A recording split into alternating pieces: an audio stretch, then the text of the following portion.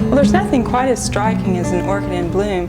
However, most homeowners are scared of growing orchids. Well, with me today to talk about orchids is Leah Willis. She's the Senior Research Assistant here in the Horticulture Department. And Lee, you tell me those fears are kind of unfounded. I've had those too, and I've learned through one orchid at a time that it's not true. Well, how did you get started with orchids? Because now you're working with vegetables. Well, orchids for me, I got started because I was a horticulturist and my chiropractor needed to dump his duds on somebody. So I started taking those and was very rewarded by the flowers that came from just putting a little bit of energy into them. Okay. Well, did you study with anyone? Did anyone help you get started growing orchids? I worked at a botanical garden in Miami, Florida for a few years, and there was an orchid volunteer there. He taught me a few tricks of the trade for repotting and how to manage them just on a weekly basis. Okay.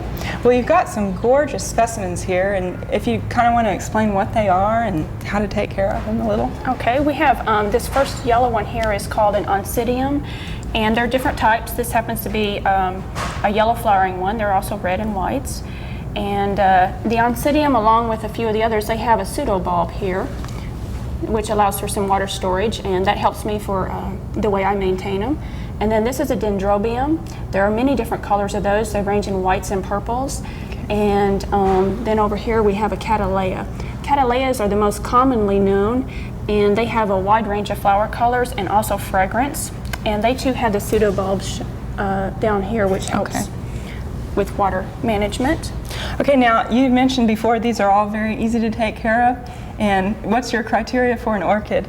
Well, for me, if an orchid can't tolerate a little bit of abuse, then it won't work.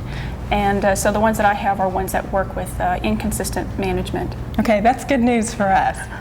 Tell us a little bit about how you know when to repot an orchid, this part of orchid care here. Okay, there's three things that I look for. One is it needs to be finished flowering, and then two is when they start overgrowing their pot, the roots are coming out or the rhizomes are coming out. That's another sign.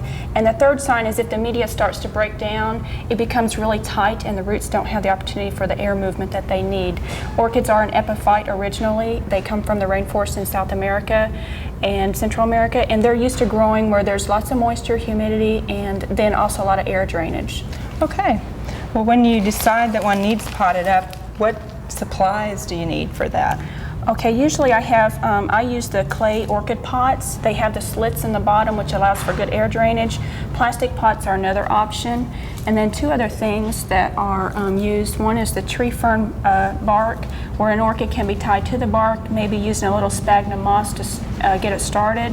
And then the other option is a cedar or some type of a wood basket, and the orchid can be put in here with a little sphagnum moss and tied down. Okay.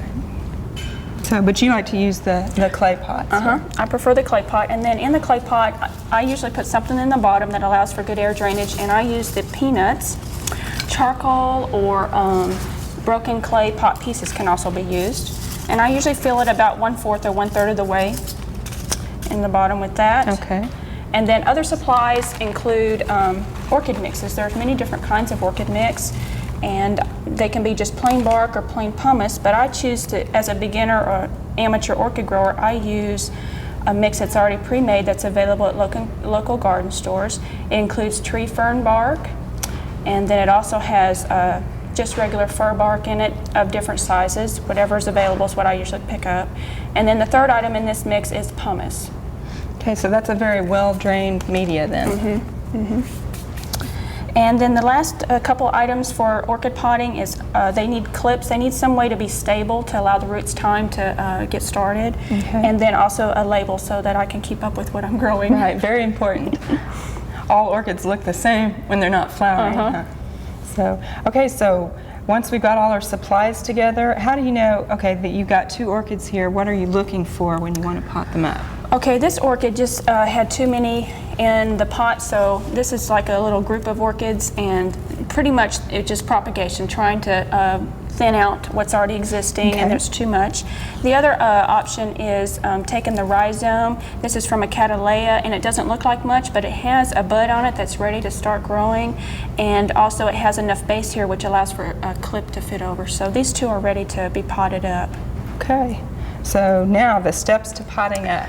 Okay, once I choose my pot, the type of container I'm going to use, and I put the peanuts in the bottom, then the media goes in just on top.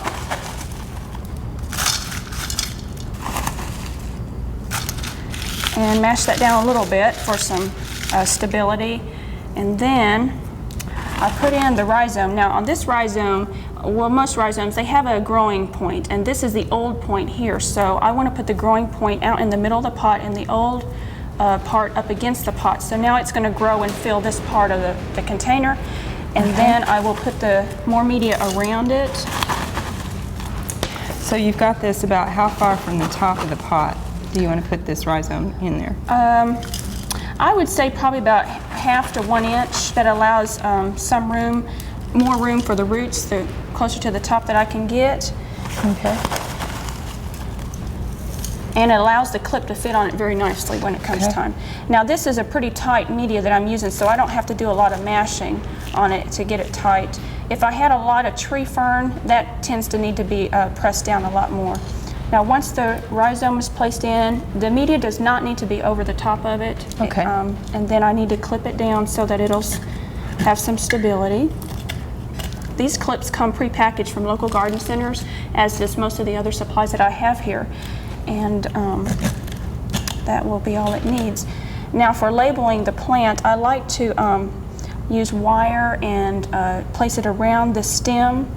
These stems don't expand a whole lot, so it won't choke the plant like trees or other plants that we're familiar with working with. And then just place it on there so that I'll know what it is later.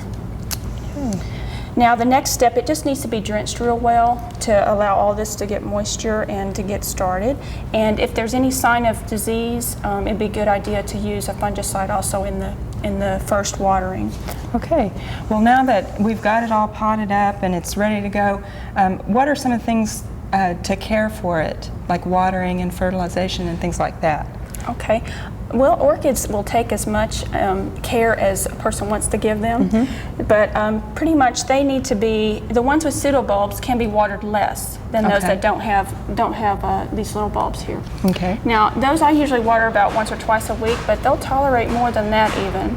And the other thing that I also keep in mind is not to water real late in the day so that they don't have moisture sitting on them into the evening, and that promotes more fungus and disease problems. Okay. And then after watering, there's also fertilizing. They need some help with getting some nutrients, and there's orchid fertilizers available. I prefer to use the orchid fertilizer when they're not in flower, and then move over to the African violet fertilizer when their flower buds are starting to show. That will help the flowering of it. Fertilizer, they don't require very much, just maybe once a month or weekly. If you go weekly, use a lot less, like 1/4 the labeled amount. Okay, so a very dilute fertilizer solution is good. Yeah. Okay. Well, I really appreciate you coming and talking to us about orchids. I'm actually getting fired up. I may get an orchid of my own and see if I can do something. Where do I find an orchid? Commonly, more of the garden centers are starting to supply them. Also, mail order is an option, and my favorite place, because I like to see what I'm buying, is to go to the Orchid Society shows that are local here in some of the Oklahoma City and Tulsa. Okay, and you'd get a lot of good advice too if you went to an orchid show, wouldn't you? Yeah, they have beginner meetings once a month where that's kind of what I also keep up with, how to learn a little bit here and there. Okay, well, so if I think I'm going to try, and if our viewers want to try an orchid, you would recommend these as the easiest types of orchids to grow, the ones that we showed today. Well, I appreciate you talking to us, and thank you for coming out. Thanks for having me.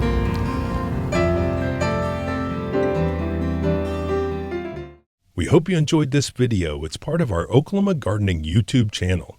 You can also find even more videos on our OK Gardening Classics YouTube channel. And join us on social media for great gardening tips, photos, and discussion.